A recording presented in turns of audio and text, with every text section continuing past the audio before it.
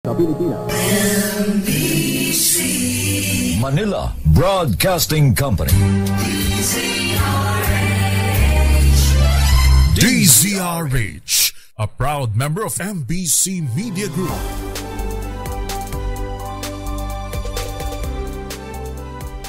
Pilipinas, ang oras, 7 minuto makalipas ang alas 8 ng umaga. Programang nakikinig, programang inaalam ang masasabi mo, programang magbibigay ng tama at totoo para tama ang alam mo. Tara, usap tayo para malaman ang Damdaming Bayan. Live sa DZRH Radio, DZRH TV at DZRH Digital. DZRH Damdaming Bayan. Kasama sina Lakay Deo Macalma at Sister L. Elaine Apit. DZRH Damdaming Bayan. So the lines that we draw in our waters are not derived from just our imagination, but from international law. We have on our side the 1982 UNCLOS and the binding 2016 arbitral award, which affirms what is ours by legal right. In this solid footing and through our clear moral ascendancy, we find the strength to do whatever it takes to protect our sovereign home, to the last square inch, to the last square millimeter.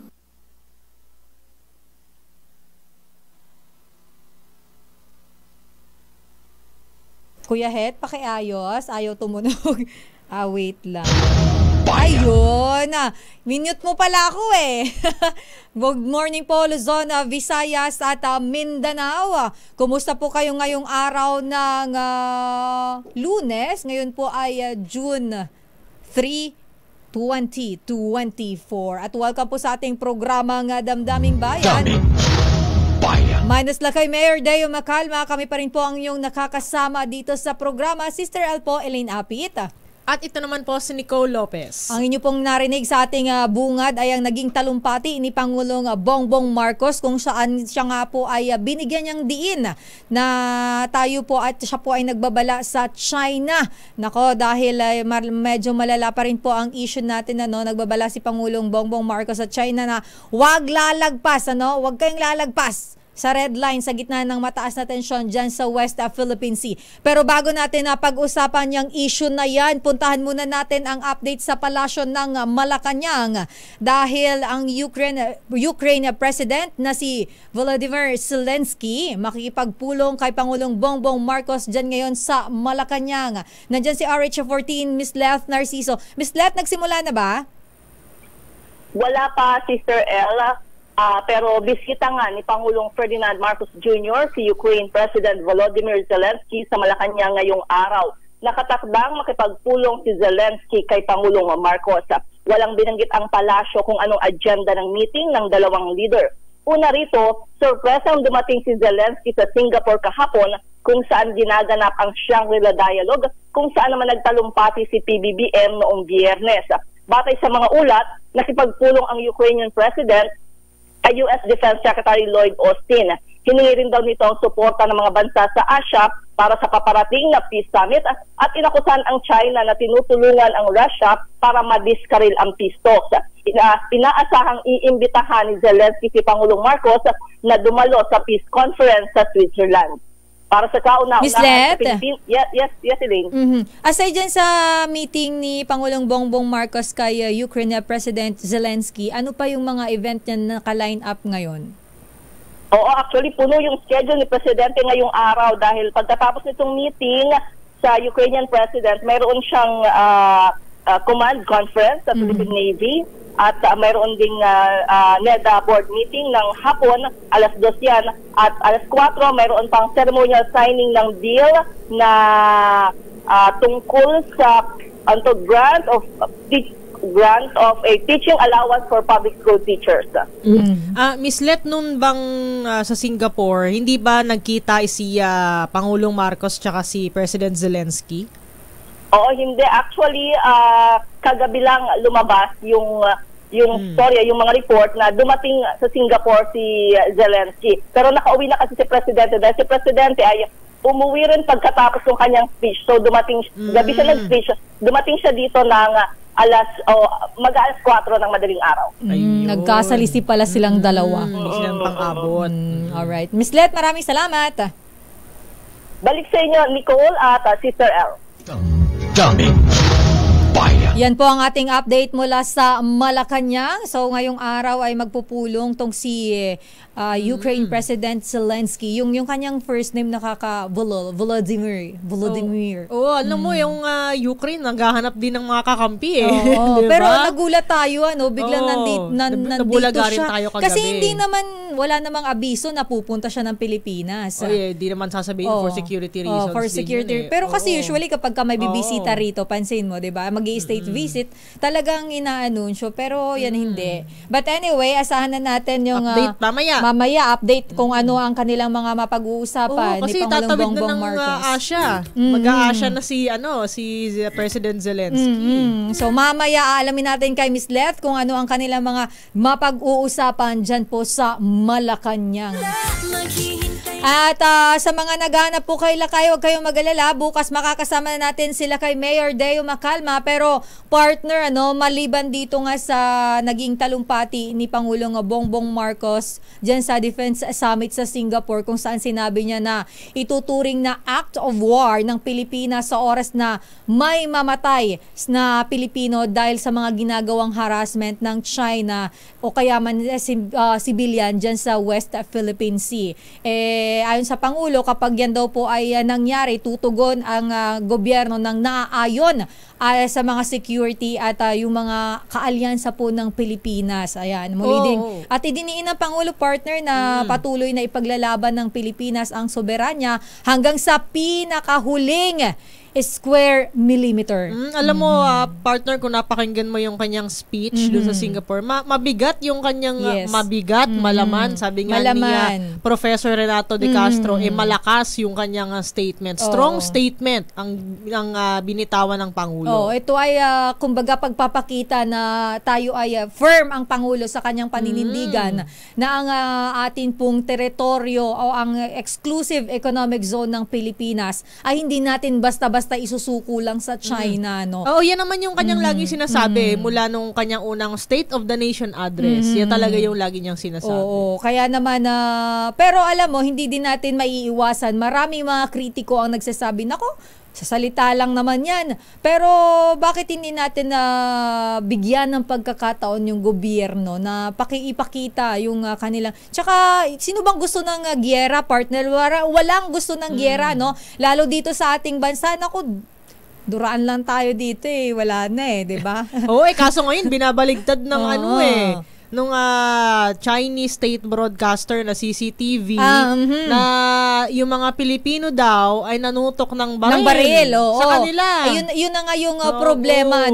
Kami pa po ang nanutok. Ang kapal naman ng mukha nyo. Kayo ngayon nangahabol ng mga... Hindi, grabe naman yung pero iba yung kwento ng mga mangingisda doon sa Bao de Masinloc. Ang sabi nila, yung mga Chinese people ang sumasampa dun sa bangka at nangunguha yung malalaking isda. Ang masakla pa dun, kung ano yung maliliit, yun yung ititira. Syempre. Paano pa ibebenta yun? Paano pa mapapakinabangan yun ng ating mga mangingisda kung kukunin? Diba? Syempre, ikaw, maniniwala ka sa mangingisda. Kasi sila yung nandun sila yung nakaka-experience. Mangingisda ho yan. Ang tagal na po nilang mangingisda dyan sa part na yan. Ano po bang sinasabi ninyong nanutok ng baril? Nakita mo ba yung video, partner? May viral na video ngayon. Isang mangingisda ang nakipaghabulan sa China Coast Guard. Yun yata. Diba? Ano ba yun? Yung motor bangka. Talagang nakipagpatintero siya dun sa... Hustler yung... Matanda na si tatay, pero yung tapang niya talaga nandun na talaga namang, sige, abulin nyo nga ako. Mas mabilis ba yun sa jet ski? Sabi niya nga, hindi ko alam. Naalala ko sa jet ski. Tinatanong ko lang eh. Bakit? Bawal bang ano? Ayan na, speaking of. Bigla akong may naalala lang dyan sa mga ganyang. Tinatanong ko lang. Napa-throwback yung bigla. Yung utak ko bigla nag-flashback. Oh. Pero ito partner, na pag-uusapan nga natin ng tungkol dyan sa naging talumpati ni Pangulong Bongbong Marcos dyan sa Defense Summit sa Singapore. Alamin nga natin kung ano ang nasa Malacanang ba si Prof? Hindi ko. Nasa Malacanang na si Zelensky. Okay. Sige, puntahan muna natin si Professor Renato De Castro. Alamin natin. Siya po ay isang maritime expert at international studies professors ng De La Salle University. Ang masasabi ni Prof dito sa naging talumpati ni Pangulong Bongbong Marcos kung saan nga po binigyang diin niya ang pagdepensa sa ating teritoryo dito sa West Philippine Sea. Prof, good morning po. Magandang umaga. Welcome po sa Damdam. Naputol yata, Tita Ems. Naputol si Professor. Kasi si Professor De Castro, Sister L, siya yung nagsabi na malakas strong statement yung binigay yun yung ng kanyang sinabi, sa keynote address. Yung kanyang naging reaksyon. Ang sabi niya napaka-excellent articulation ng maritime challenges ng Pilipinas ang naging talumpati ng Pangulo. Naputol tita yung linya ni Professor. Kada biyahe ng Pangulo, every time na nagsasalita siya about sa ating teritoryo, talagang mabibigat maganda yung play of words ng Pangulo dun sa kanyang mga speech. Yung kanyang salita, may bigat, may weight. Yes, Ayun, may weight talaga. Kaya naman may mga eksperto po tayo kung saan sila po ay nagre-react na sinasabi maganda ang statement ng Pangulo. Tsaka sabi ng Pangulo, I don't work for Washington. I don't work for Beijing. I work for the Philippines. Yun yung kanyang binibigyang diin ng Pangulo. Kasi alam naman natin na ang Pangulo po ay pinupukol ng maraming issue na kesyo na sumusunod daw sa utos ng US. Yes, kung ano-anong mga lumalabas na issue So balikan natin si Professor kung nandiyan na. Pero kung wala pa, aside po dito sa issue ng West Philippine Sea at dito po sa naging talumpati ng Pangulo, kung saan nga po talaga namang sinupalpal niya ang mga pinagsasabi lalo na nitong si Chinese Major General Zhu Hui matapos akusahan ng Pilipinas na sinisira ang regional peace. Grabe na. Regional peace talaga. Nakakaloka kayo na sabi niya sa pamamagitan daw ng panghihimasok sa maritime dispute ng ang ibang bansa at paglihis sa konsepto ng ASEAN centrality. Ang ayon sa Pangulo, kabaliktaran ang binabanggit ng general dahil sumusunod po ang Pilipinas sa prinsipyo ng ASEAN simula pa nung ito po ay buuin. So, kung ano-anong siya. Tita Malu, nandiyan na po ba si Professor? Siguro balikan na lang natin si Professor na at mukhang siya ay nasa Malacanang. Pero ito naman, partner, maliban dyan sa issue ng West Philippine Sea, napakainit na issue po ngayon Yes, tita. Nagmamadali.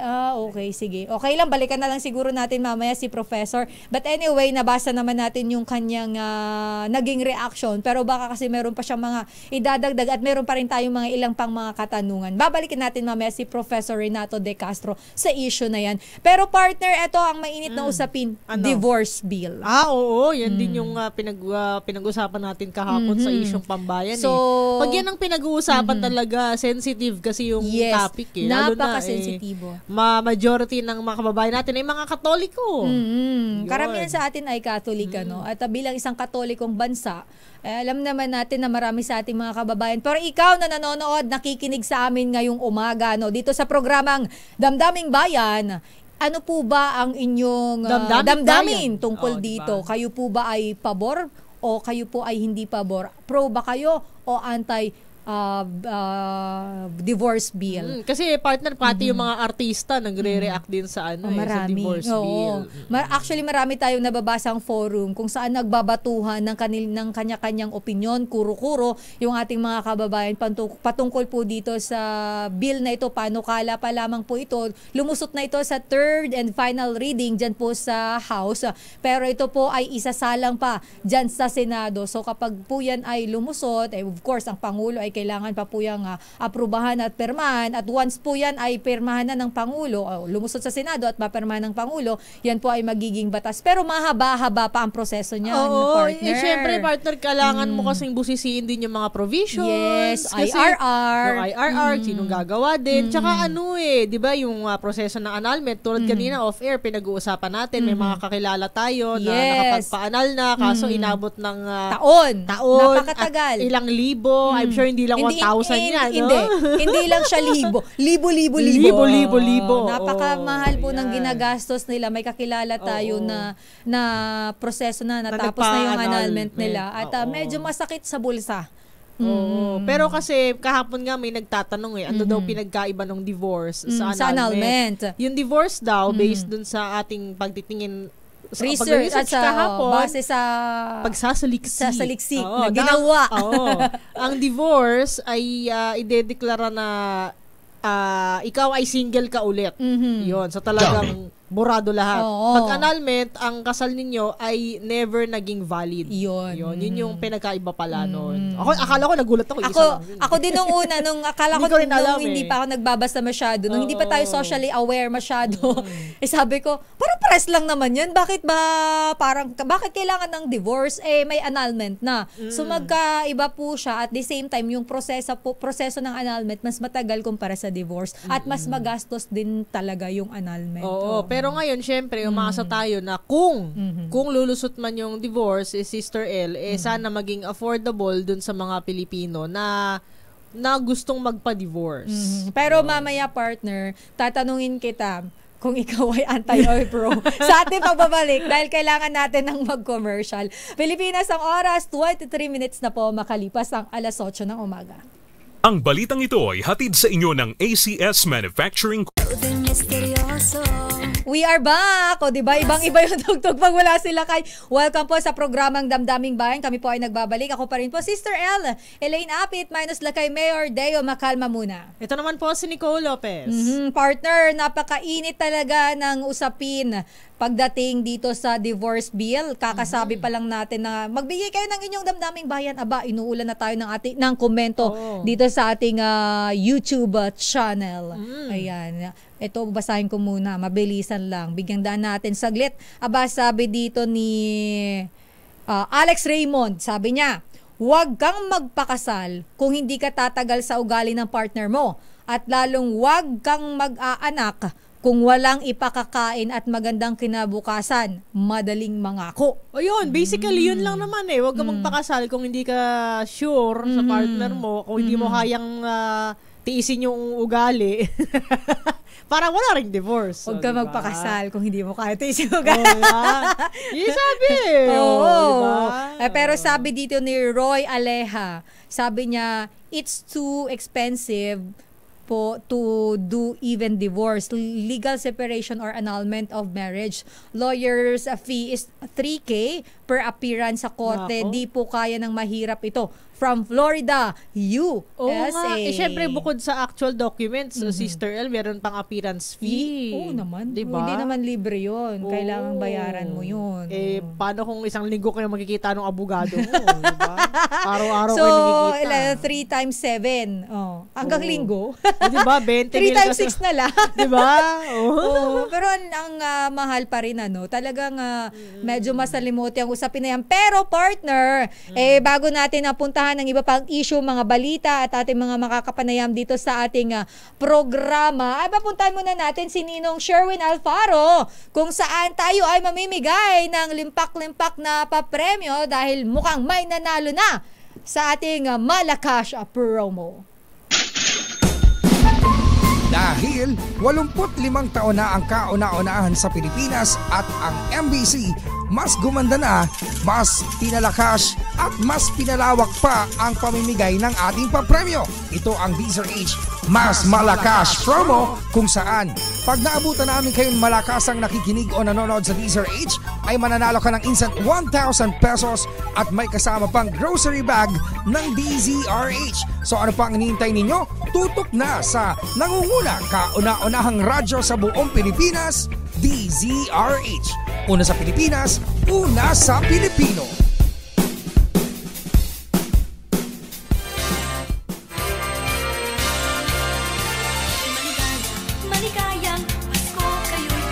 O, di ba? Pasko na agad. Maligayang Pasko! Nandito na ang ninong ng bayan, Sherwin Alfaro. Nandyan po sa Parañaque City dahil tayo ay may winner na. Kung saan may naispatan, si Sherwin, may naispatan na nakikinig. Sherwin!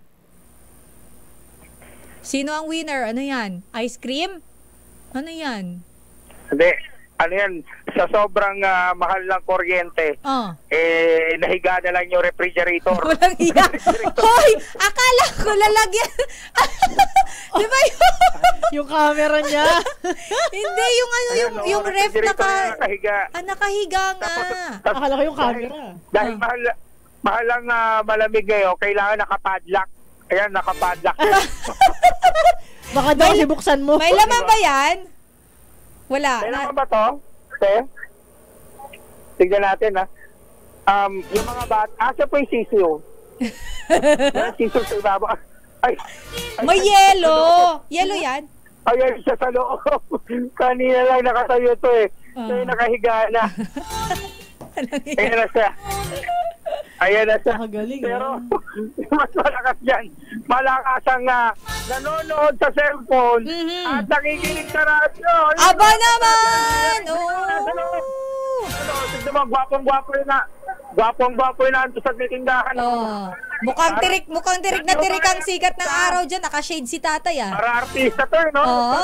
Lumalabas ba kayo sa TV dati? Hindi. Dito lang kayo lumalabas kayo sa tindahan. Pero may-ari ng radyo si tatay. Tatay, pangalan mo po?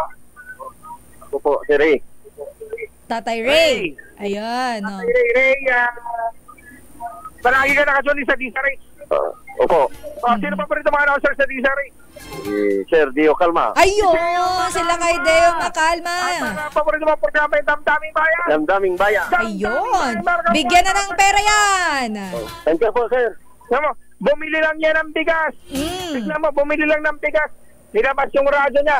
Dahil paborito mo si Deo Macalma, meron kang vitamin E. Ayun. May kasama pa yan. Nako. Sister L, gula-gulanit na yung damit ni tatay, papalitin na to. Ay, bigyan mo ng t-shirt. DCRH t-shirt para lalo pumogi. Oo. At syempre, meron ka rin grocery bag mula sa DCRH. Ibalik mo na yung bigas mo dahil may kasamang bigas. Oo, may bigas yan, isang sako. Thank you po, sir.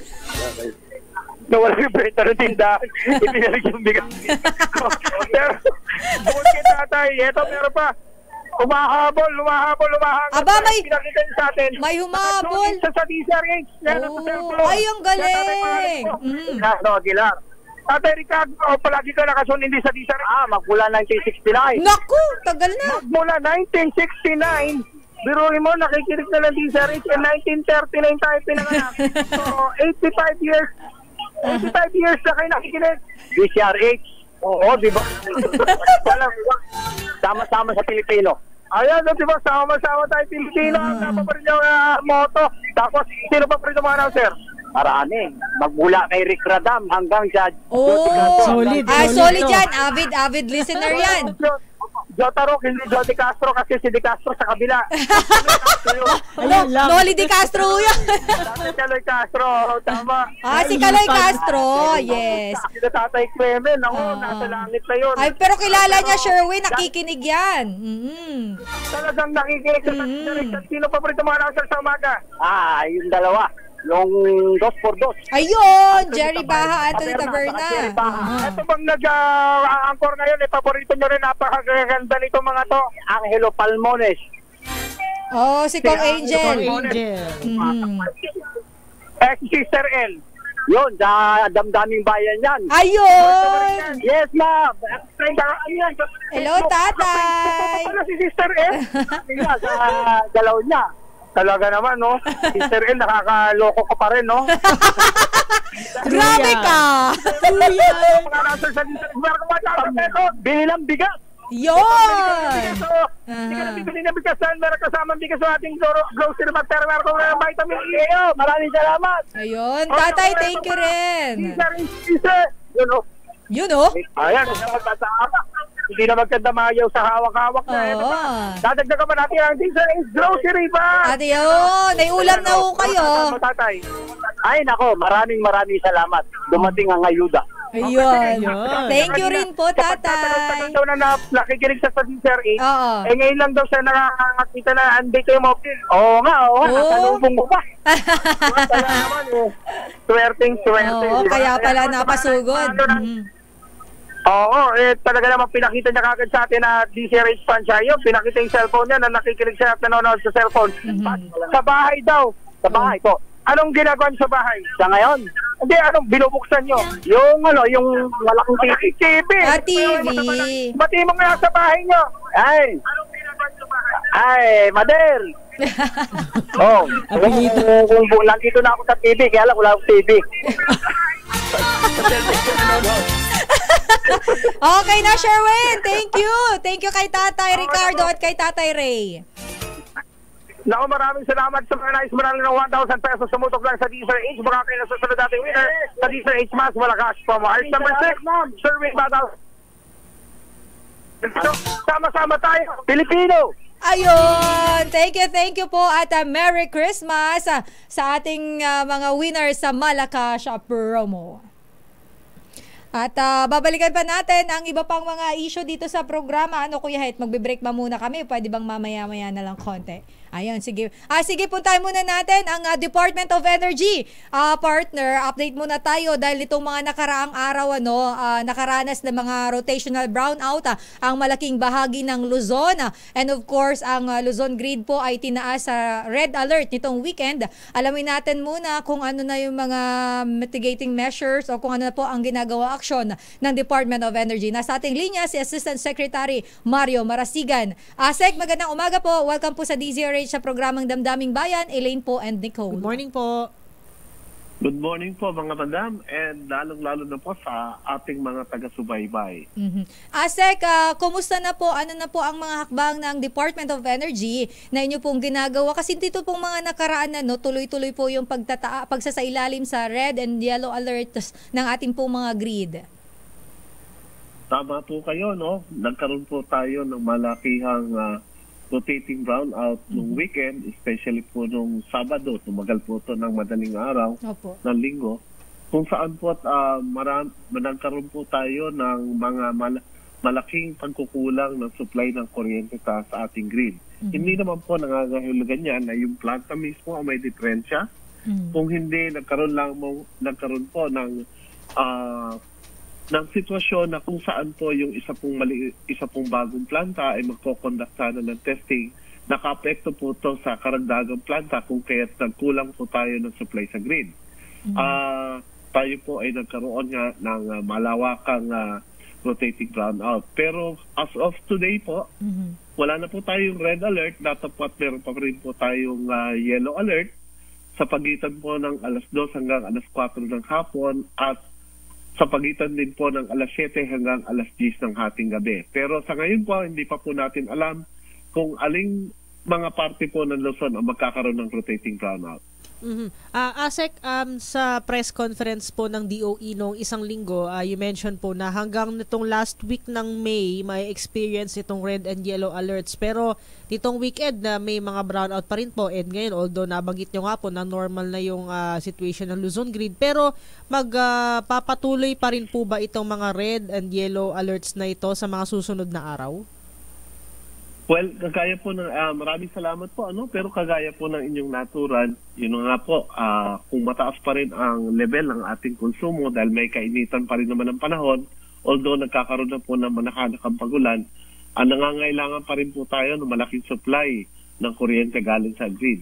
Ang kagandahan lang po, nagkakaroon na po ng pagbabalik sa operasyon ang ating malalaking mga planta na naka-outage, kung saan po ay nakikita nga natin na sa susunod na mga araw, makakabalik na po yung malalaking planta natin sa operation. At sana nga po, sa pagbabalik nila ay mawala na po yung ating mga alert notices, pero hindi po namin nakikita na magkakaroon ng red alert, kung saan po, dito po nakakabit yung tinatawag nating rotating brownout. Ang yellow alert naman po, hindi po ibig sabihin yan ay may brownout, kung hindi kinukulang lang po yung ating reserva pero may sapat po tayong supply ng kuryente.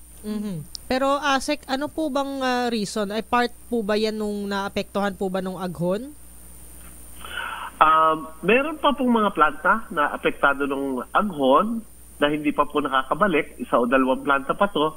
Pero yung karamihan po ay dati na nag-outage. At yun naman pong nagkaroon ng outage, yung pumalya po nung weekend, nakabalik na po yung mga planta na ito. So, as of now po ba, ASEC, ilan pong sa inyo pong datos na hawak, ilan pa pong planta ang hindi nag-ooperate at ano-ano po yung babalik na po ang normal na operasyon? Sa ngayon po ay meron pa po tayong 16 na planta na naka-force outage pa po. By the way, kasama po rito yung epekto pa rin po ng El Nino, no? Kakulangan po ng supply ng tubig natin sa ating mga dam. So 16 na planta po itong naka-outage pa at meron pa po tayong 6 na derated. Ibig sabihin po, hindi po sila makapag-supply ng kuryente na naaayon sa kapasidad ng planta, kundi mas mababa po. ASEC, ano-ano na po ang aksyon na ginagawa ng DOE? Ito pong mga problema po natin na ganito, simula pa po before may mga ganito na talagang problema. As of now po, ano po yung mga ginagawa nating hakbang para po matugunan o masolusyonan yung mga ganito pong problema natin? Unang-una po, tinitingnan po natin kung sino yung mga planta na lumagpas na dun sa mga nakatakdang oras o panahon para sila makapag-conduct ng planned or unplanned maintenance. So tinitingnan po natin at ito po ay isasangguni natin sa ating Energy Regulatory Commission para naman po marampatan ito ng mga karapat-dapat na penalties kung sakali man na meron tayong makita. Pangalawa po, masusit po yung ginagawa natin pag-aaral ngayon. Ano ba talaga ang naging sanhi at kung bakit ngayong summer period na kung saan ipinagbabawal ang mga maintenance activities, saka po nangyari itong malawakan or maramihang pagkakaroon ng mga force outages ang ating mga planta. Inihahambing po natin yan kung kailan nagawa ng kanilang preventive maintenance at kung ano po yung dahilan. Kung sakasakali po, kung kailangan baguhin natin po yung tinatawag natin Grid Operating and Maintenance Program, babaguhin po natin ito para maging akma at maiwasan ang mga outages po, especially po during summer. Partner? ASEC, ito maisingit ko lang din po ang DOE po ay kayo po ay nag-create ng bagong division. Ito po yung nuclear energy. Ano po yung magiging role nitong division na ito? Ito po ba ay kasama po sa atin pong mga hakbang upang matugunan ang problema natin sa kakulangan ng supply ng kuryente? Tama po kayo. Kasama po sa ating programa ang pag-aaral ng posibleng pagkakaroon o pagtatayo ng nuclear energy power plant po dito sa ating bansa. Kung saan po meron po tayong mga nakatutok na unit para nga po mabigyan ng pansin at mabigyan ng sapat na panahon upang mapag-aralan ang bagay na ito. Sa atin po kasing pagtansya na ayon na rin po sa ating initial estimation at yung tinatawag simulation, nakikita po sana natin na magkaroon tayo ng planta na powered na nuclear by 2032. So kailangan po, makapaganda na tayo ngayon, maging ready tayo. Pati na rin po yung regulation at pati po yung sa safety. So lahat po ng bagay, kailangan po natin matugunan yung pong tinatawag na mga requirements ng ating International Atomic Energy Agency. Kung saan po sila po yung nagbibigay ng regulasyon pagdating naman po sa nuclear power development. So, inihahanda po natin ang Pilipinas para kung sakali i-considera ang pagtatayo ng nuclear power plant sa ating bansa. ASEC, kung di ako nagkakamali, parang I'm sure in coordination naman po kayo with Meralco, parang meron din yata silang gagawing maliliit na nuclear reactors. Tama po ba yon? Ang Meralco po ay isang private sector. Tayo po ay nasa gobyerno. Kung kaya, yun nga po yung tinitingnan natin, yung pagbabalangkas ng tamang regulatory framework. Tuloy po natin actually ang Kongreso dyan dahil ang ating mababang kapulungan at ang ating Senado ay nasa kasalukuyang pagbabalangkas po ng tamang batas sa pagre-regulate po ng nuclear power development sa ating bansa. At pag ito po ay nakapwesto na, masasubject po siyempre ang lahat ng inisyatiba ng mga private sector para makapagtayo ng nuclear power plant. Hindi lang po ng Meralco, kundi lahat po na gustong mag-engage sa nuclear power development. Asek, you mentioned na target by 2032, tama po, magkaroon ng nuclear. Pero can you explain po sa ating mga kababayan kung bakit po ganun katagal, given 2024 pa lang po ngayon? Ay, tama po kayo. Marami po tayo kailangang sundin na naaayon po doon sa una ko nabanggit kanina, yung pong mga regulasyon at pamantayan na ipinatutupad po ng IAEA. Kung saan po meron po tayong tinatawag na 19 or 19 na infrastructure requirement. Yun po yung mga dapat nating i-comply para po tayo ay makapagtayo ng isang nuclear power plant sa ating bansa. At hindi po madali ang mga yun. Kasi kasama po dyan yung pong ating tinatawag na consultation with the public sector. Yung konsultasyon sa pangkalahatan po. Lalong-lalo na yung mga lugar po, yung mamamayan ng mga lugar na pwede pong pagtayuan ng ating planta. Kasama na rin po dyan yung pag-observe ng tama na yung pag-secure at kung sakali po yung waste disposal po ng nuclear fuel. So medyo marami po yan at hindi po madaling ipatupad kung kaya po nangangailangan tayo ng sapat na panahon. Asek, last na lang po from my end sa ibang issue pa rin po. Ito naman pong tungkol sa actually may taas, baba, minsan po tumataas lang yung presyo po ng produktong petrolyo. Batay po sa inyo pong monitoring, ang presyo po ba ng produktong petrolyo this coming tomorrow po ay mayroong rollback sa gas pero mayroong oil price hike naman po sa ibang sa diesel. Ano po ang monitoring ng DOE dito, Asek? Yung mga ganito po ba ay magtutuloy-tuloy o somehow po good news ba? Bababa ang presyo ng mga produktong petrolyo? Sa ngayon po, yung pagtanya po ng ating industriya ng liquid fuel, tama po kayo, may nakikita po tayong pagbaba ng presyo ng gasolina. Ngunit ang ating pong diesel at kerosene ay meron namang pagtaas. Opo. Ganon din po sa pagtatansya natin pagdating po doon sa ating LPG, no? Dahil umpisa po ng buwan, so ang nakikita po natin dito, naayon na rin po sa mga report natin, ay may bahagyang pagbaba po ng presyo ng LPG. Alright, Asek, maraming salamat po and thank you so much po sa inyong time. Thank you po, Asek. Maraming salamat din po sa pagkakataon at mabuhay po kayo. Daming bayan. Maraming salamat. Ating nakausap si Assistant Secretary Mario Marasigan ng Department of Energy. Daming. Alam mo, partner, nung Sabado, 2 oras sa Mandaluyong. Walang kuryente. Matagal din sa may Pasig. Matagal din. Halos 2 oras din. Halos 2 oras din. So, maraming mga factors na nakakaapekto kung bakit may kakulangan pa rin ang supply ng kuryente. Kaya siguro sa ating mga kababayan din, though sabi nga natin, dapat yung mga ganito pong problema ay may solusyon na dahil matagal na po itong problema ng Pilipinas. Hindi naman po ito bago. Pero siguro maging tayo, responsableng mamamayan. Tayo po ay mag-conserve ng kuryente ng naayon lang sa pangangailangan. At saka yun nga, sabi nga ni Asek, baka daw sa mga susunod na araw, mawala na yung mga red and yellow alert na napapanipis sa supply ng kuryente dahil may mga planta nang bumalik na sa operasyon. Yes. Isa na lang yung hindi pa. At sana ay good news yan. Doon tayo sa doon tayo sa positive. Ayan. Dapat lagi tayong positibo. Huwag tayo masyadong negative. Monday na Monday, negative ka. Pero batiin ko lang, eto may message si Mayor Deo Macalma. Sister L, anong ginagawa ni Biro lang?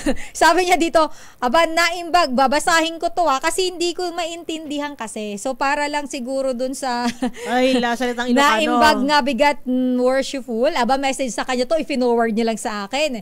Ipakisuyok man nga pakikablawam iti happy birthday ni Davao de Oro Governor Ma'am Dorothy Gonzaga, Colonel Gilberto Soriano, Colonel Roderick Abalos, Kenny Very Worshipful Kuyang Randall Royce Reyes. Pagbati aga po ken Brother Colonel Joseph Dator Kuyang. Ayan, salamat. Joste Agina Apo. Ayun, hindi ko po kasi basta may pinapabati siya ng happy birthday. Yun yung mga pangalan. Binasa ko na lang po para hindi ako hindi ako makasita nila. Pero si Victor De Leon Lima, nakikinig sa atin. Sabi niya si Paquito Diaz ba yun? Sino? Yun sa Malakash. Hindi naman kamukha, ikaw talaga, Sir Vic, puro kakalokohan. Hindi yun, ano ka ba? Kaloka to. Pero good morning po, thank you for tuning in. Good morning and shout out kay General Andre Dizon, ang RD ng Region 5 Bicol. At hello naman kay, shout out daw, pinapabati niya ng happy birthday partner si Congressman El Rey Villafuerte. Uy, birthday pala niya ngayon. Birthday, dahil dyan magpapatugtog ako kaso hindi ko pa ma-play. Mayroon ka ba dyan happy birthday, kuya? Meron dyan Ay, hindi ko mahanap dito. Alam mo, nakakahilo tong magbasa ka nga muna dyan. Hindi, mag-commercial ka daw muna. Ay, ganun? Sige na nga, mamaya na nga lang. Happy birthday kay Congressman El Rey Villafuerte mula sa Team Kasurug Cups. Ayan, good morning po sa Team Kasurug Cups dyan sa Bicol. Yan lamang po. Bye-bye, hindi biro lang. Kami po ay magbabalik Pilipinas ang oras. 52 minutes na po, makalipas ang alas 8. Bayan. Tayo po ay nagbabalik sa ating programang Damdaming Bayan Pilipinas ang oras. It's 8:57. Isang magandang umaga, shout out. Alam mo partner, bago tayo mag-break, pinag-uusapan natin ang naitanong ko kay napa-FYI tuloy sa atin si Aseka Mario Marasigan. Siya hindi pala kasi nalilito tayo. Ang Oil Management Bureau po ay si ano bang posisyon ni Sir Rino Abad? Ang Oil Management Bureau si Director Rino Abad. At ang yung sa energy naman, ay yung sa tinanong mo naman, ay si Yusek ba? Rowena Marasigan. Kasi ang mga official, since maraming saklaw na sektor ang energy. Ang DOE so po, may mga specific na tao tayong makakausap. Na tagapagsalita po talaga sila para doon. But anyway, ang sabi dyan ni Noel Dorosan, siya ay may damdaming bayan dyan, partner. Sabi niya, dapat gamitin po ng gobyerno ang trilyon gas reserve sa exclusive economic zone ng Pilipinas dyan sa West Philippine Sea para daw paganahin ang mga turbines ng electrical companies sa permanenteng supply ng kuryente sa bansa. Pero tayo ay mayaman sa oil. Oo. Kaya nga yung ating mga resources nandiyan sa mga pinag-iinitan. Kaya nga po sila init na init dyan Dahil marami nga po yamang dagat, pati na rin yung oil. Yes, marami po silang makukuha dyan. Diba may mga nabalita may nagdi-drill daw dyan. Mayroon pang nag-oil drilling yung iba dyan. Di ba matagal ng issue yung kaya pinagtatatayuan ng mga isla. Yung mga di naman daw confirmed. Di totoo yan. Ay, Echosero sila. So ano yung na-dive doon ng Philippine Coast Guard na tambak ng mga kung anek-anek, mga dinurog na coral reefs, partner, na halos pabundok na, 'di ba? Artificial island. Dinideny yan ng China. Hindi namin ginawa yan. Siguro hindi yan. Siguro yung mga coral reefs doon, durugin natin yung sarili natin. Mag-ipon-ipon tayo sa isang ito ginagawa tayong tanga-tanga nitong China. Ay, sorry. Ano ba yan? Pasensya. Magandang umaga po sa KBP. Hindi kasi medyo nakakainit ng ulo yung alam mo yung China, kapag sila ay mayroong statement, pinagmumukha nila tayong pinanganak kahapon. No. Ay nako, kung napanood mo yung statement niya, yung binanggit mo kanina, si Chinese general. Itong general na to. Kauna-unahang nagtanong kay Pangulong Bongbong Marcos diyan sa Singapore. Yung way ng pagtatanong niya, parang sinasabi niya na kayo ang nagkakalat dyan. Sinabi niya sa presidente, di ba? Kaya nga ang Pangulo, natawa siya Kapal na mukha Saan ka kumukuha ng lakas ng loob? Ay, nako. Pero ito, partner, puntahan muna natin. May update muna tayo sa Senado. Ang Sa Senado, pagka sa Senado, anong unang naiisip pag Senado? Si Mayor!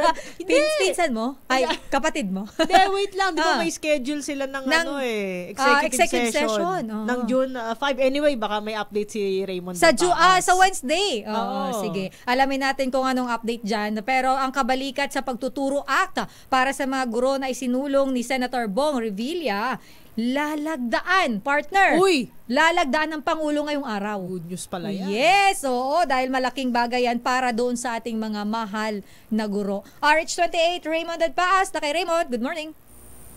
Elaine and Nicole, merong good news na naghihintay sa mga guro sa mga public schools. Ito ay ang nakadakdang paglagda sa kabalikat sa Pagtuturo Act ni Pangulong Bongbong Marcos. Ang batas na ito ay sinulong ni Senador Ramon Bong Revilla Jr. na siyang principal author at ganoon din sponsor. Layunin ng batas na ito na bigyang pugay yung magpagsisikap at dedikasyon ng ating mga public school teachers sa magitan ng dagdag sa kanilang taunang allowance. Para batay sa provision ng batas, ang teaching allowance ng mga public school teachers ay magdodoble. Mula sa 5,000 kada taon ay magiging 10,000 na simula sa 2025-2026 school year. Ayon dito kay Revilla, ay malaking bagay ito dahil nagtaasan lahat ng uri ng mga bilihin at hindi na nga nagkakasya yung 5,000 pesos na kanilang tawaging chok allowance. Kung minsan ay naglalabas pa ng sariling pera ang mga guro para pambili ng kanilang mga teaching materials. Nagpahayag na si Revilla ng katiyakan na kanyang pupondohan o hihinga ng pondo ang batas na ito para sa school year 2025-2026. Hindi naman ikinailan ng senador na kailangan din niyang pasalamatan ng lahat ng mga kasamang senador na sumuporta upang ito ay maging batas. Kasama na rin yung kanilang counterpart sa Kamara de Representantes sa pauna ni Congressman Roman Romulo ng Pasig. Mamayang alas 4 ng hapon mangyayari yung signing ceremony sa Malacanang. Raymond, sa ibang issue, yung kay Mayor Alice, hindi ba na-confirm o confirm ba yung kanyang ina na si Di Umano ay si Lin Wenyi? Parang hindi daw yata. Wala pang ang nagsasabi lang naman noon ay si Congressman Senator Sherwin Gatchalian at sila Senador Risa Hontiveros, dahil yun ang sinasabing nasa ang kanilang duda ay kasi yun ang nasa record ng mga kumpanya nila at malimit na kasama sa biyahe abroad ng kanilang ama na si Sang Jong-gu. Doon sa kanilang nakitang record sa Bureau of Immigration, umaabot ng 170 times na bumiyahe abroad, lalo na sa China, for the past 6 to 7 years. 170 times? Kaya kanila ang tingin nila, magkasawa itong dalawang ito. Pero ang yun sa huling informasyon, ang sabi din naman ni Senador Sherwin Gatchalian, wala na sa Pilipinas yung dalawa. Lumabas na sila ng bansa. Pero ang dami dun Sister L, 170 times. Grabe naman yung biyahe na yan. Pero si Mayor Guo pala ang mangyayari parang halos once a month bumibiyahe sila. Minimum once a month ang biyahe nila abroad, lalong na sa China.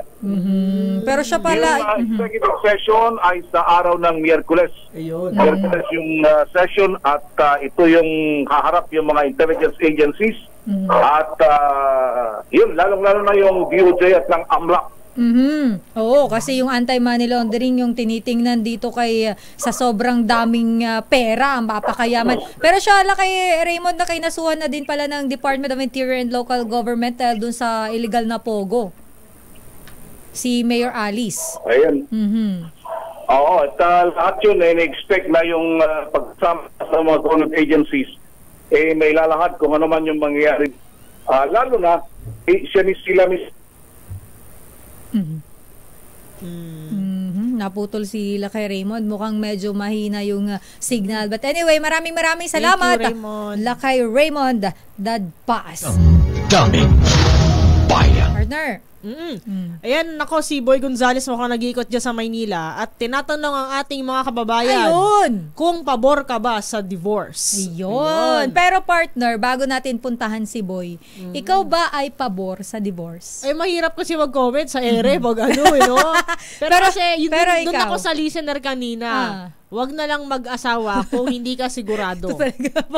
Doon na lang tayo. Doon na lang. Pero ako naman, alam mo, tingin ko magiging pro ako kung or anti ako, magiging depende po yan sa nilalaman ng batas. Gusto ko muna makita, just in case, alimbawa, ma-finalize na, no, malaman natin, kasi yan ay ilalabas naman. Ano ang mga implementing rules and regulations nitong divorce bill na ito. So, kapag makita siguro natin kung ano ang nilalaman po niyan, doon lang tayo makakasagot kung, sige, yes ako, or no ako. Pero, doon natin, bagitin naman natin yung panig ng Simbahang Katolika dahil, syempre, gaya na nga, nandiyan si Boy, nandiyan ka sa Quiapo kanina. Ayun! Ang laki-laki nung tarpaulin, no to divorce. Yung harap at gilid ng Simbahang Quiapo. Dahil ang panig ng simbahan, syempre, ang sacrament of marriage ay sagrado. Totoo. Union of man and woman. Kaya ang simbahan ay hindi pabor sa divorce. Ako initially, hindi talaga ako pabor, pero magiging depende nga yan pag nalaman natin ano ba ang nilalaman. Just in case. Puntahan natin partner si Boy. Boy Gonzales. Okay, dito tayo sa Quiapo area. Ang laki-laki ng tarpaulin na inilabas sa bakuran to ng simbahan ng Quiapo, no to divorce bill. Ito nga yung controversial na panukala at nakalagay din dito ay ang sabi ni Jesus Nazareno, ang pinagsama ng Diyos ay huwag pag-iwalayin ng tao. At nakausap ko kanina rito, pakinggan muna natin tatlong nakausap ko kanina na pabor at hindi pabor. Pabor ba kayo sa divorce bill o hindi? Sa akin, hindi. Pero yung mga generation ngayon, siguro, may pabor dyan, may pabor din. Baka mahati. Kasi di ba marami na puro hiwalay-hiwalay. Kaya ginagawa, divorce na lang. Kaya lang, magastos din yata yan eh. O, ganun lang. Thank you po. Taga saan po kayo? Binaon ng Rizal. Nagsimba lang ako eh. Ano ba pangalan niyo, Manong? Romy lang. Salamat. Sige. Weng, bilang Katoliko, pabor ka ba sa divorce bill? Paano kala? Ako, marami ako nakikita na rin ganyan. Kakasal kayo. 5 taon hanggang 10 taon kasi naghihiwalay kayo. Anong silbi ng kasal na yan sa pagsasama nyo? Ang ibig sabihin, pabor ka?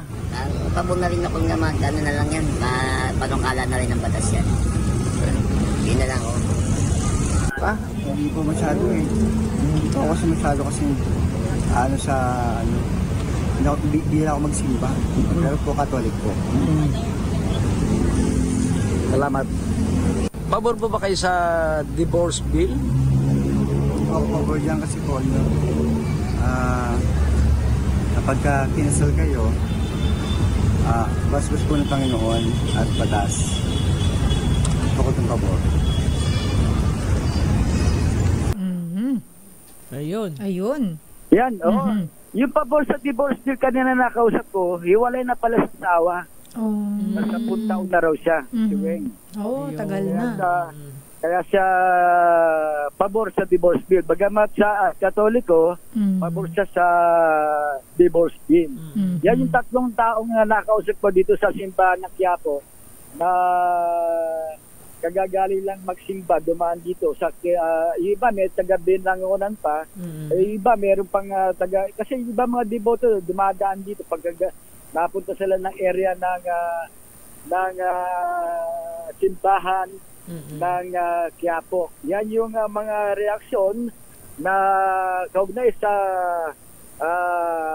panukala na Boy. Sa kanilang kontra sa panukalang pagsasaligal sa divorce bill.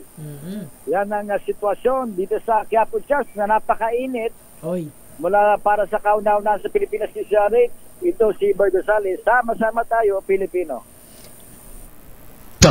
Daming Bayan. Maraming salamat, RH29 Boy Gonzales. At ang SWS, meron silang isinagawang survey. Yun po yung social weather stations. At 50% pala, partner, base sa kanilang survey, 50% po ng mga Pilipino ay pabor sa divorce bill. Pabor, kalahati. Yun nga sabi nung kanina ning kuya yung generation ng noon at yung ngayon, nagsalubong So mahati. So dito pa lang sa survey nga, nahati na nahati na Medyo, ano siya actually, pero sa mga kababayan natin, viewers and listeners, siguro irespeto natin yung pananaw ng bawat isa. Kasi marami ako nakikita, partner, nag-aaway-away online. So, for me, ako po ay opinion ko lamang po ito. Para sa akin, irespeto natin kung yun ay kanyang pananaw dahil hindi po natin alam kung ano ang pinagdaanan niya. Kung siya po ay, pagkasal na po kasi ang isang tao, hindi po natin alam kung ano yung pinagdadaanan niya doon po sa loob ng kanilang pagsasama, no? Pero of course, tayo naman po, ako po bilang isang masaya yung pamilya, buong pamilya, wala pong anak at magulang ang gugustuhin ng watak-watak na pamilya.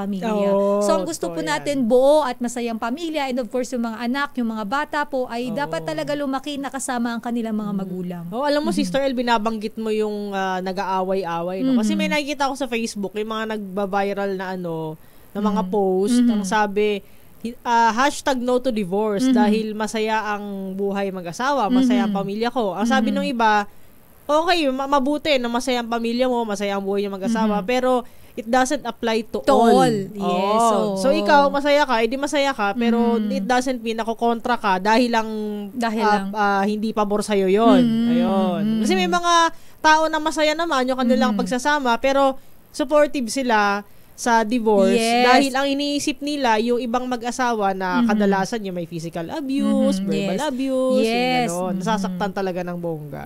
Diyan po mapasok yung VAUC violence against women. Kung mapapansin nyo po yung ating karamihan sa ating mga mambabatas na mga babae na ang pinaglalaban po nila ay human rights na, kaya sila po ay bumoto ng yes dahil sila po ay mayroon po sila mga karanasan, may mga first hand information sa mga lumalapit sa kanila ng tulong para na mga naaabusong bata at mga kababaihan. Pero hindi naman natin sinasabi na babae lang po mayroon tayong mga na-encounter na lalaki ay nakararanas ng pananakit sa loob ng isang pagsasama. So, masalimuot na usapin kasi ito, partner. And hindi natin pwedeng sabihin sa isang tao na, mag-yes ka, o ikaw mag-no ka. Kasi hindi natin pinagdadaanan yung pinagdadaanan nila. Hindi. Tsaka kasi, partner kung mapapansin mo online, parang yung mga, observation ko lang yung mga kontra sa divorce, parang mga makaramihan sa nakikita ko, yung mga lalaki, mga majority, mga babae, ang pabor. Sa in terms of gender, meron ding pagkakaiba dahil ang naisip ko siguro dahil kontra si lalaki dahil yung hatian ng mana.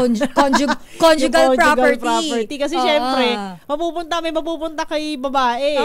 Kaya no. Parang pero kasi si babae, iniisip niya yung emotional self. Kaya gusto niyang kumalas, hindi yung property. Pero kung naman syempre, na-acquire. Bonus na yon, di ba? Makachamba ka ng mayaman tapos naghiwalay kayo.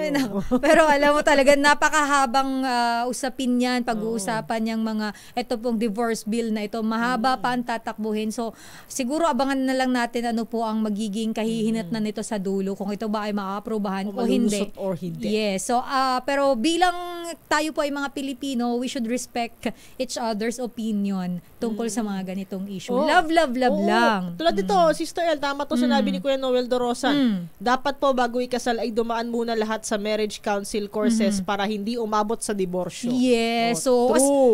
Hindi naman po natin gusto ang magkahiwalayng magulang. Walang may gusto nun, kahit sino po sa atin. Wala po sa atin. Magbabalik tayo, Pilipinas, ang oras 9:14. Ang oras ay hatid sa inyo. Flash Report. Flash Report! Yung dalawang jail guard dyan po sa may San Jose del Monte City Custodial Facility na natakasan ng preso. Sinibak na sa pwesto, yung apat naman po na tumakas, ayun, balik kulungan. RH5, Val Gonzales sa detalye. Val. Sister Ella, under restricted custody na ngayon ang dalawang nakatalagang jail guard ng San Jose City Police Station sa Bulacan nang makatakas ang 8 preso kahapon ng madaling araw sa panayan ng DCRHUs. Police Master Sergeant Rod Pating ang investigator ng case ng nangyaring jailbreak. Iniimbestigan ngayon ang dalawa na agad pinalitan sa pwesto. Maaaring maharap sa administrative case o mapasawa ng sanksyon ng mga ito. Depende sa makikitang kapabayan kung bakit nakapuga ang binabantayang PUPCs o persons under police custody. Sa ngayon ay 4 na mula sa 8 PUPCs ang naibabalik sa kulungan. Kabilang sa 4 na muling nahuli na ay itong sina Arturo Conde na nagtago sa Navotas City pero nahuli nang bumalik sa kanilang bahay sa Barangay Graceville, San Jose del Monte City, Bulacan. At itong si Grenmir Ian Aguilar na nagtago sa kanilang bahay sa Barangay Gumaok at 2 iba pa na una na rin nahuli na sina Edsel Briones at Forensi o Jorensi Rebice. Alas 3 ng madaling araw kahapon nang makatakas ang 8 sa 30 preso matapos putulin ng mga itong 5 grills na bakal sa likod ng CR ng San Jose del Monte City Custodial Facility. Para sa kauna-unahan sa Pilipinas, DZRH, ako naman, Van Gonzales, tuloy-tuloy sa pagbabalita, tuloy-tuloy sa serbisyo. Sama-sama tayo, Pilipino. Daming Bayan. Maraming salamat, RH5 Val Gonzales. Grabe yung partner, yung mga comment dito sa ating YouTube channel.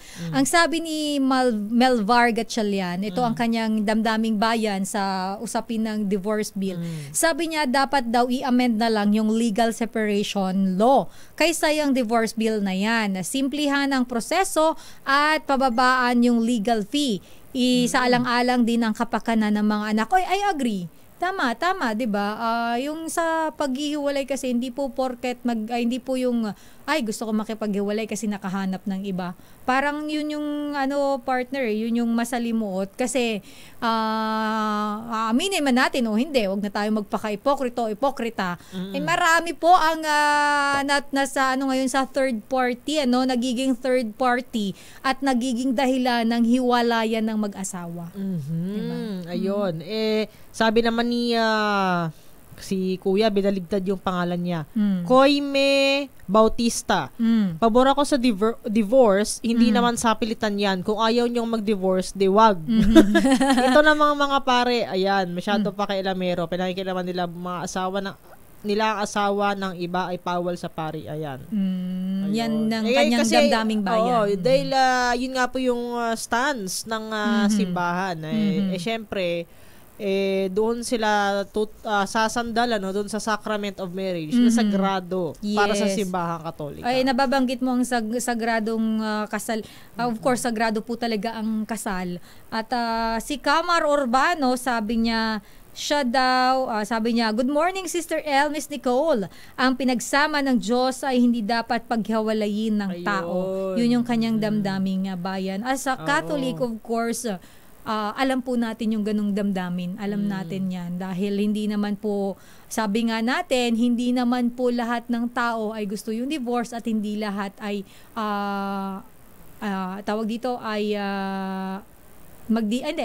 hindi gusto yung divorce pero yung iba gusto nila ng divorce.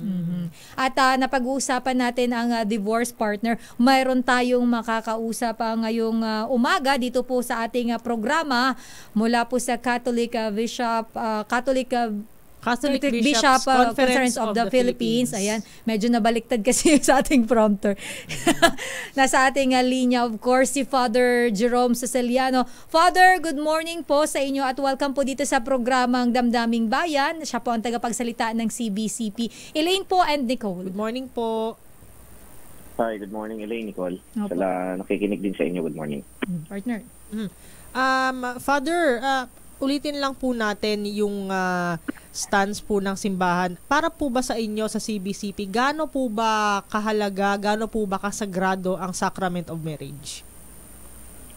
Unang-una, binanggit mo yung sacrament, Pag sacrament po kasi, ito ay isa talaga sa pinakamahalagang mission ng simbahan, Ito ay ginagawa ng simbahan, ito ay kumbaga ay isang biyaya na may tuturing para sa mga tao na ginagawa ng simbahan. At ito ay tinatag ng Diyos. And so therefore, bilang isang sakramento, hindi naman dapat siya na sisirain ng isang tao. Ganun ang pananaw namin sa simbahan. And we're talking about sacramental marriage. Pero hindi tinatawag na civil marriage. Ito naman yung ginagawa naman ng Estado para sa babae at lalaki, pinagbubuklod sila. So ito naman ay hindi naman kami nakikisawsaw, hindi naman kami nakikialam kasi meron din naman talagang karapatan ng Estado na mag-solemnize din ng tinatawag na civil marriage. Pero para sa amin yung sacramental marriage ay hindi mo talaga ito pwedeng pakialaman. Dapat nga ay pinatatatag mo ito, dapat ito ay isinusulong. Kaya sa ganang parte ng simbahan ay ando doon kami sa paninindigan na wala talagang dapat na sumira nito. Father Jerome, ang argumento po bakit po isinusulong po itong batas na ito dahil marami po sa mga kababayan natin, ay hindi naman po marami, may mga ilan po na nakararanas ng abuse sa kanila pong marriage at may ilan po ay of course yung BAUSI po, yung violence against women and children, doon po pumapasok, kaya po nila ito isinusulong. Yun po ang kanila pong dahilan bakit po gusto nila magkaroon ng divorce bill. Naniniwala naman po kami na wala naman talagang perfectong pagsasama ng mag-asawa. We don't believe in perfect marriage. We don't believe in ideal relationships. Alam namin na talagang pwedeng magkaroon ng awayan, magkaroon ng gulo. Kaya nga dun sa promise na ginagawa po nila para sa isa't isa, for better, for worse. Diba? For in sickness and in health. So laging ganun, may duality yan Kasi yun ang realidad talaga ng buhay. Sa amin, ang pananaw namin dito, kapag halimbawa ay pinagdugtong mo, pinag-isa mo, pinagsama mo, yung isang imperfect na babae at saka imperfect na lalaki, hindi naman yan magre-resulta sa perfect yun So yan ang unang premise ko, na talagang we recognize that really there are unions that may not be so ideal, may not be perfect. Pero yun nga lang, ang pananaw naman namin dito, hindi naman diborsyo ang pwedeng maging gamot niyan maging kumbaga ay intervention sa ganong uri ng sitwasyon. Bakit ka mo? Kasi kapag halimbawa hindi mo naman na-treat yung isang sakit, yung sakit na yon pagpapatuloy lang. Ang konkretong ibig sabihin nito, kapag merong isang abusive spouse, hindi mo naman yon ginamot, yung kanyang pang-aabuso, hinayaan mo lang sila maghiwalay. Kapag nakakuha ulit yan na mapapangasawa niya, abusive pa rin yan. Ang gusto sana natin dito, mauulit at mauulit pa rin. Kasi yung abuse, ando doon na yun bahagi na yun ng kanyang karakter Kaya kinakailangan siguro dito, tutukan ng gobyerno kung papaano muna ititreat mo yung abusive spouse. Kasi kapag hindi mo naman yun binigyan ng intervention, maraming punching bag na pwedeng gawin na mapapangasawa niya later on. At magiging lang din pervasive ika nga yung situation. So talagang ito ay problemang magiging lalo ng lipunan. Kasi ganun nga ang kumbaga ay magiging nito, magiging kalalabasan. Kaya ang sinasabi ninyo kanina na RA 9262, palagay ko ito ay isang magandang batas na para nga ay pa-stop mo yung abuse. Pero sa nangyayari, wala pong pangil Ang ibig sabihin ng walang pangil dito na ito yung nagiging senaryo. Nagbubugbugan na yung mag-asawa sa bahay. Sasabihin ng barangay, huwag tayo mag-intervene dyan kasi domestic squabble yan. Wala tayong dyan, wala tayong karapatan. Sasabihin din ng pulis, ang hindi natin pwedeng pakialaman dahil away mag-asawa yan. Pero mali yung interpretation na gano'n Di ba? Kasi pag meron ng gano'n na nangyayari, kahit nasa loob ng bahay nangyayari yan, dahil may batas tayo, dapat ginagamit mo na yung batas para ma-stop yung pambubugbog.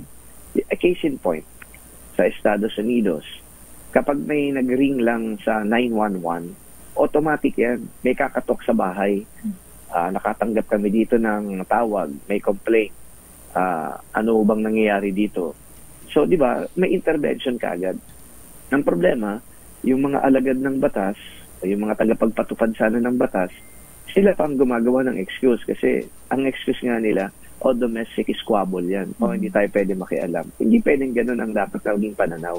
Kasi buhay na dito ang pinag-uusapan eh. So, kumbaga, i-reforma nila yon kasi maganda ng batas yun eh. Opo. Yun nga talaga yung tumututok sa violence against women eh. Yun nga sana talaga ang gagawa ng paraan para maprotektan mo yung abused spouse. Opo. Pero hindi naman nila pinapatupad. O ngayon, ang tingin ko dito, parang nakikita nila yung isang malaking issue sa pagsasama, yun nga yung may abuse, pero yung ibinibigay naman nila na gamot para doon sa nakikita nilang sakit o problema, ay hindi naman para doon sa sakit na yon. So, parang nagbigay ka ng antidepressant, pero yung sakit naman pala ay sakit ng ulo. So, hindi magkatugma eh. Magkaiba eh. So, sana ay nakikita naman natin na nakikita dapat ito ng publiko. Again, case in point. Anong ginawa nila nun sa RH law? Ibabalik ko lang ng konti. Sige po. Sabi nila yung RH law, makikurb nito ang population. Ito ay women's rights protection. Di ba ganun ang kanilang paliwanag? Ngayon po, more than 10 years na ang RH law. Yung po bang population ng Pilipinas ay nabawasan? So, more than 10 years ago, ilan po ba population ng Pilipinas? Sabi nila mga 90 million plus. Ngayon po, 12 years after, nabawasan po ba? Di ba umabot tayo ngayon ng 100 million plus? Sabi nila women's rights. Ito ho ba ay nakaprotekta? Nag-protect ba yan doon sa karapatan ng mga kababayan? Parang wala. So, it's always that Congress is feeding the public with wrong information na di umano ito yung sasagot yan sa ganitong problema, ito di umano yung tipong aareglo dyan sa ganitong mga gusot, pero hindi naman din nangyayari because it's always the wrong medicine to a real problem. Father Jerome, you're saying po na instead of prioritizing itong divorce bill, strengthen na lang yung violence against women at pangilan. Okay, meron pa akong idadagdag aside from strengthening violence against women. Okay, bakit halimbawa hindi gumawa ng programa ang pamahalaan na kapag yung abusive spouse ay napapanagot mo na kasi meron ka ng RA 9262, napapanagot mo, pwede mong ikulong yan pansamantala, pwede mong i-rehab yan, pwede mong pag-undergo yan ng psychiatric kung ano pa man interventions, kung ano pa man, di ba? Bakit hindi gumawa ngayon ng programa ang Estado na yung mga naiwan, doon yung abused spouse, sabihin na natin babae, saka yung mga anak, dapat suportahan ng Estado pansamantala. Di ba? Anong pansuporta dyan? Livelihood. Di ba? O kaya social services, taking care of yung abused spouse, saka yung mga anak. Wala ba silang educational plan o program para dito? Wala bang livelihood program? Sana ganun, very positive ang approach na ginagawa ng gobyerno. However, dito sa divorce, quick fix na magpe-pervade lang. Yung problema. Kumbaga, iniligtas mo yung isang babae dito sa ganitong uri ng relationship. Pero naman, doon pa rin naman yung problema, magiging problema sa susunod na relationship.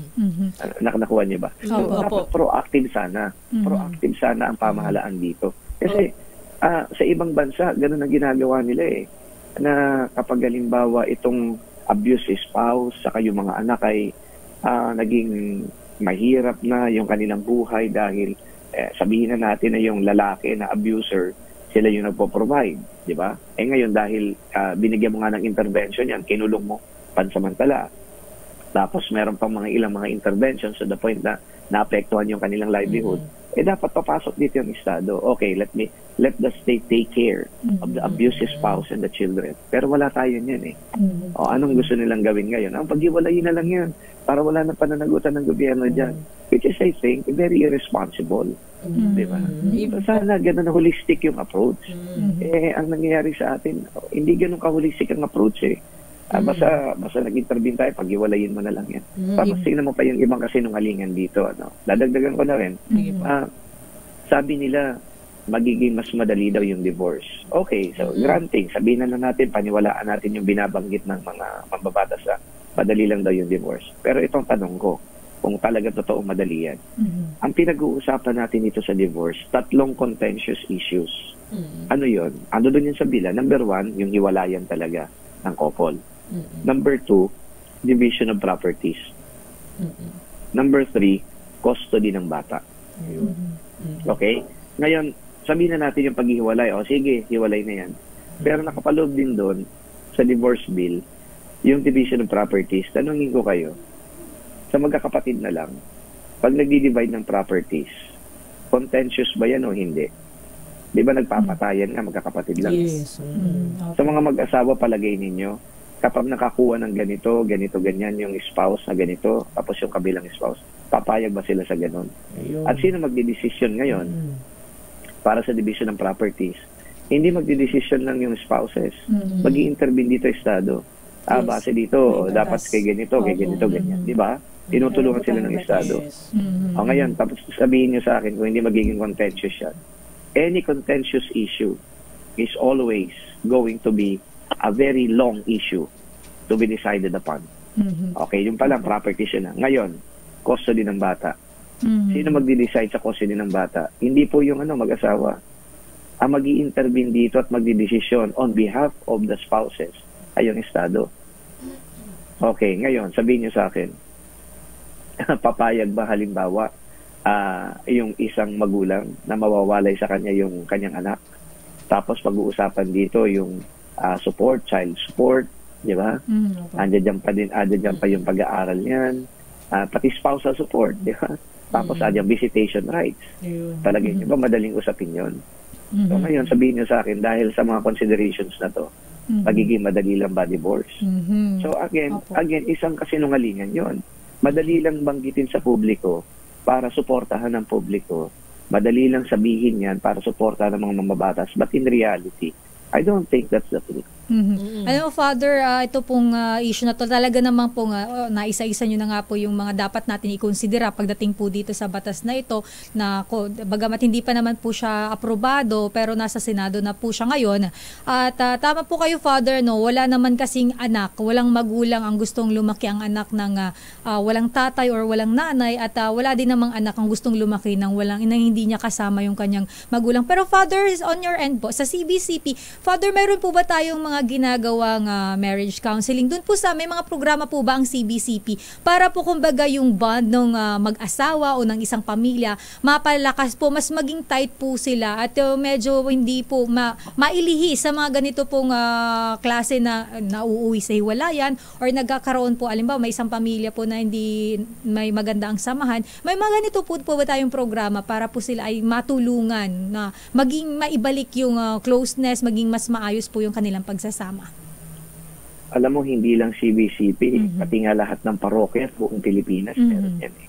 Una, bago pala magpakasal, meron na kaming kumbaga interview, meron na kaming pre-K na seminar, tapos kapag ikinasal na yan, after na may kasal yan, ando doon yung Family Life Ministry, andyan dyan yung Couples for Christ, andyan dyan yung Marriage Encounter. Sabihin mo kung sa simbahan lang, andyan lahat yan eh. Pero ang nagiging problema nga din ito, kapag exposed na rin naman yan sa public lifestyle, di ba? Talagang papasok yung problema. Kaya kahit anong intervention. Kaya dapat yung intervention dito, ayun lang, habang sila ay nagsasama, ando doon. Kaya meron kami Marriage Encounter, meron kami Family Life Ministry, meron kami Couples for Christ, meron pa nga dyan Children's for Christ, meron pa nga dyan Singles for Christ kapag halimbawa naghiwalay na yung mag-asawa. So ando doon yung mga programa. Hindi kami nawawala ng programa eh. Pero depende din naman yan kasi sa pagtanggap din. Kung halimbawa yung values ay ganito na, ano yung values na yan? A quick fix, maghiwalay na kagad tayo. So yan ang ibinibigay nating value ngayon sa public. Alam mo, ulit-ulitin ko to, no? There are difficult marriages. There are dysfunctional families. Pero pagtulungan na lang natin ito na gawa ng paraan ayusin. Tulungan natin, halimbawa, yun nga, kapag dysfunctional na, anong pwede maging intervention? Lalo sa kasimbahan, dapat may ginagawa. Ako, wala akong makita masyado sa estado eh. Tinatanong nyo kami sa ganang amin, meron kami. Ako hindi ko masyado, forgive me for saying this, pero hindi ko masyadong alam kung meron din bang ganyan sa estado. Kayo dapat ang nagtatanong din, tanongin din niyo yung estado kung meron ba sila. So, ako hindi ako aware. Dapat sana, dahil ganito ng malaki yung problema, ginagawa na ng paraan. Ako yung mga minungkahi ko sa inyo kanina, palagay ko dapat pag nilayang maigi ito pag-isipang maigi ito ng estado. Kaya pwede natin gawin yun para ma-strengthen mo talaga yung marriage. Kasi hindi yung hiwalayan kagad. Kasi ako naniniwala kaya nga nagpakasal yan dahil nagmahala naman yan. Meron naman silang pagpapahalaga sa isa't isa. Yung nga lang along the way or I don't know, for whatever reasons they have, kaya nagkagano ng kanilang pagsasama. So, sayang naman, di ba? Sayang naman. Nagmahala naman sila Ando na naman yung pagpapahalaga. Kaya nga sabi ko, in marriage, the couple should not bring out the worst in each other. Rather, they should bring out the best in each other. Yun ang dapat. Father, maraming salamat po sa inyo pong oras at of course sa inyo pong mga paliwanag. Napakaganda na paliwanag ni Father. At of course, marami po nanonood at nakikinig sa atin. So maraming na-absorb na information yung ating mga kababayan. Thank you, Father. Thank you po. Maraming salamat din po. Daming Bayan. Si Father Jerome Ceciliano, ang tagapagsalita po ng CBCP. Ganda nung sinabi niya yung kanyang closing statement. Dapat nakuha mo na yun agad. Pang-pubmat na agad. Pang-pubmat mo na agad yan, sinasabi ko sa'yo. Pero ang sinasabi niya, partner, ang sinasabi ni Father is i-determine yung root cause. Yes. Yun yung sa psychological aspect doon sa mga abusadong tao. Ano ba talaga? Bakit? Diba? So, ang short of saying, sinasabi ni Father, panakip-butas lang itong quick fix. Yun nga, sabi niya, itong divorce. Kasi, alam mo, naitanong ko kay Father kanina kung mayroon bang mga intervention o mga programa ang simbahan. Kasi, di ba, bilang ang simbahan, tayo mga Katoliko ay maka-Diyos. Marami sa atin, majority sa atin ay Catholic, maka-Diyos tayo. So, dapat siguro yung ating mga kababayan, kung ano po yung itinuturo ng simbahan bilang tayo ay mga Katoliko, at alam ko naman po na sa relihiyon po natin, kung sino yung pinapaniwalaan natin, ano pinapaniwalaan natin, isabuhay natin yung mga ganong teachings para hindi siguro nauuwi sa masalimuot na paghihiwalay. Pero hindi pa po ako nag-asawa, pero napansin ko lang yan sa magulang ko. Yung parents ko, nakikita ko how they respect each other, do yung papa ko wala na ngayon. Pero before, nakalakihan ko, never ko sila nakitang nag-away. Kasi partner, wala ako alam kong nagkakatampuhan sila, pero never ko sila nakitang nag-away. Pero alam mo kasi, partner, ang sinasabi nga ngayon sa mga pag-aaral, sa studies, yung generation yung mga matatandang generation. Yes, the old and the new. Oo, yun yung may pinakamagandang halimbawa ng isang masayang relationship na ibang-iba doon sa mas batang generation. May kita mo, di ba, sa mga trend, may mga matatanda, may dalawa pang bulaklak, di ba? Mga totoo. Diba? Napaka-sweet. Yung mga studies, na lumalabas, na yung mga older generation, maganda yung upbringing nila pagdating sa pag-handle ng relasyon. So, parang ayoko nang mamaya na natin tutuloy yung partner mo. Kanina pa si Kuyet, baka magkabukol na si Kuyet. Wala tayong bonus Baka hindi pa tayo pasweldo in Pilipinas. Ang oras, 9:43. Ang oras ay hatid sa inyo ng sa programang Damdaming Bayan na 9:48 na po. Puntahan muna natin, partner, si Report.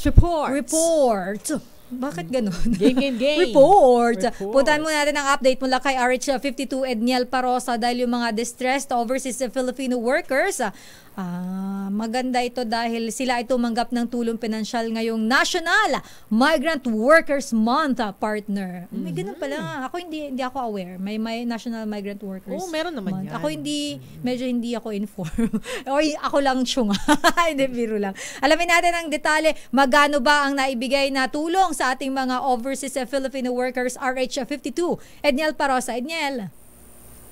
Sister El at Nicole, umabot sa 45 overseas Filipino worker ang paunang nakatanggap ng financial assistance mula sa Action Fund ng Department of Migrant Workers. Bahagi sila ng nasa 100 benepisyaryo ng 2.8 billion pesos na kabuuang pondo para sa mga distressed OFWs na pinili na lamang umuwi sa Pilipinas para magsimulang muli. Ayon kay DMW spokesperson Ruby Librida, 30,000 ang tinanggap dito ng OFWs na karaniwan umanong gagamitin ng mga ito para pang negosyo. Pinangunahan naman ni DMW Secretary Hans Leo Castas ang paggawad ng tulong pinansyal ay nasahang masusundan pa sa araw ng Biyernes. Kaugnay ng selebrasyon ng buwan ng mga bagong bayani, binuksan din dito sa Blas FOP Compound sa Mandaluyong City ang trade fair ng mga OFW, maging ang libreng medical assistance mula sa OFW Hospital. Samantala, kasado namang magsagawa ng jobs fair ang DMW sa araw ng kalayaan sa Hunyo 12. Para sa kauna-unahan sa Pilipinas, DZRH, ito si Edniel Parrosa. Tuloy-tuloy sa pagbabalita, tuloy-tuloy sa serbisyo. Sama-sama tayo, Pilipino. Damdamin Bayan. Maraming salamat, RH52, Edniel Parrosa. Babalik pa rin po tayo, Pilipinas, ang oras, 9:50. Kauna-unahan.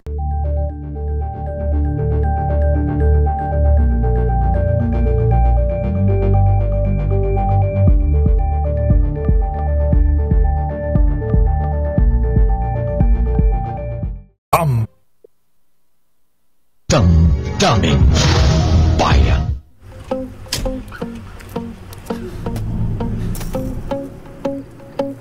Nagbabalik po ang programang Damdaming Bayan at 5 minuto na lang magpapaalam na tayo, partner. Pero alamin muna natin ang mga latest na pangyayari sa Metro Manila ngayon. Bakit ako biglang Metro Manila ngayon! Alamin natin ang latest na mga pangyayari sa Metro Manila ngayon mula kay Yuel Reyes. Yuel. Good morning, Sister El Nicole. Aabot sa 45 pamilya o 189 na individual ang pansamantalang nanunuluyan sa Antonio Serapio Elementary School na nagsisilbi ngayong evacuation center sa Valenzuela City. Kasunod ito ng sunog na sumiklab sa Lower Tibagan and Bernardino Street, Barangay De Leon. Mag-aalas 2 ng umaga na nang iakyat sa ikalawang alarmang sunog bago tuluyang naapula. Tiniyak naman ang tulong sa mga nasunugang residente. Samantala sa Caloocan, pansamantalang isasara sa mga motorista ang ilang kalsada sa Caloocan simula alas 11 ng gabi ng June 11 bilang paggunita sa Araw ng Kalayaan. Sa maagang abiso, kabilang dito ang magkakabilang bahagi ng Rizal Avenue, corner 10th Avenue, magkabilang bahagi ng Samson Road, corner Lapu-Lapu Street at EDSA southbound lane patungong Balintawak. Inabisuhan naman ang mga motorista na dumaan sa mga alternatibong ruta. Yan ang latest sa Metro Manila ngayon. Para sa kauna-unahan sa Pilipinas, DZRH, ito si Yuel Reyes, tuloy-tuloy sa pagbabalita, tuloy-tuloy sa serbisyo, sama-sama tayo, Pilipino. Metro Manila ngayon! Maraming salamat, Yuel Reyes. Partner, grabe itong inilabas ng report ng Inquirer. Yung sinamsam at itinapon ng China Coast Guard umano. Yung pagkain at iba pang supply ng tropa ng mga Pilipino dyan sa may BRP Sierra Madre sa Ayungin Shoal. Oo, may inilabas palang ganyan. Sabi dito, isang ayaw magpakilalang opisyal ng militar na siya daw ang source na nangyari ang insidente nang magsagawa ang Philippine Navy ng airdrop operation nitong May 19. Nito lang pala, no? Oo, kailan yan? May 9, nakaraan na. Kasi June na nga pala ngayon. At nag-deploy umano ang CCG ng 4 na rubber boat. Kinuha ang mga supply at binalibag sa tubig, partner, para hindi na mapakinabangan. Naku, i-confirm nga natin itong report na ito. Pero ito po ay may sinasite yung Inquirer na kanilang source pero ayaw magpakilala na opisyal ng militar. So, napakasaklap naman kung ito ay talagang verified information. So, alamin siguro natin kung yan ba ay anong katotohanan sa likod ng balitang yan. Ito, pinapatugtog ko yung Treat You Better kasi Para saan ba yan? Divorce bill kasi usapan natin. Akala ko para sa mga Pilipino. Sa mga hindi. Treat you better. Pwede rin, di ba? Oh. China. Alam mo, nababanggit mo yung Gulo mo eh. Gulo-gulo mo eh. Hindi, pwede rin naman kasi. Di ba? Sasakto rin naman siya. Oh. Sabi dito ni Glena Oriel, sabi ng China sa Pilipinas, tayo lang ang maglaban, huwag isali ang USA. Ano yun? Unano lalaban kay... Si eruption ba to? Ayan, nabasa ko, hindi ko na itinuloy Pero yan po ang mga issue, mga tinutukan natin dito. Kasama po si Miss Nicole Lopez dito sa ating programang Damdaming Bayan. Minus Lakay Mayor Deo Macalma. Bukas po, nandito na po sila kay sa mga nakakamiss po kay Lakay. Nakapamlansya na pala kasi siya. Tuyo na. Na-plansya na, nailagay na sa kanyang baul. Bakit baul? Kasi nauna naman yung Bastelo. Ayan, at bukas po siya ay makakasama na natin sa programa. Maraming salamat po sa lahat ng mga sumama at kami po ay sinamahan dito sa programa. Nakisali sa Damdaming Bayan ngayong umaga. 2 oras na pagsasama sa ere. Bukas po ulit magkarinigan tayo. Sister El po, Elaine Apit. Ito naman po si Nicole Lopez. Minus Lakay Mayor Deo Macalma. Susunod na po ang programang Operation Tulong. Grabe. Public Service Hour yung naiisip ko kasi kasama nag-isang Wonder Woman, Miss May Binauhan. Pilipinas ang oras.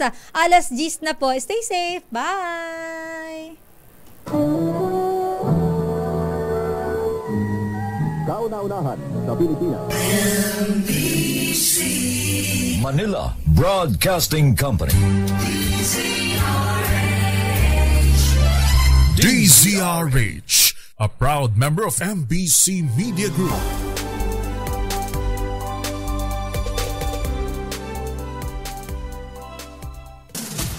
RH number